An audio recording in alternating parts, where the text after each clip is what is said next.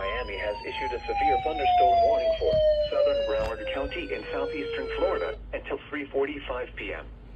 At 3:18 p.m., a severe thunderstorm was located over Fort Lauderdale Hollywood International Airport, or near Hollywood, moving northeast at 20 miles an hour. Hazard, 60 miles an hour wind gusts and quarter-size hail. Source, radar indicated. Impact, hail damage to vehicles is expected. Expect wind damage to roofs, siding, and trees.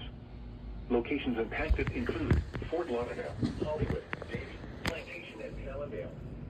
For your protection, move to an interior room on the lowest floor of a building. To report severe weather, contact your nearest law enforcement agency. They will send your report to the National Weather Service office in Miami. You can also share your report with National Weather Service Miami on Facebook and Twitter. Torrential rainfall is occurring with this storm and may lead to flash flooding. Do not drive your vehicle through flooded roadways.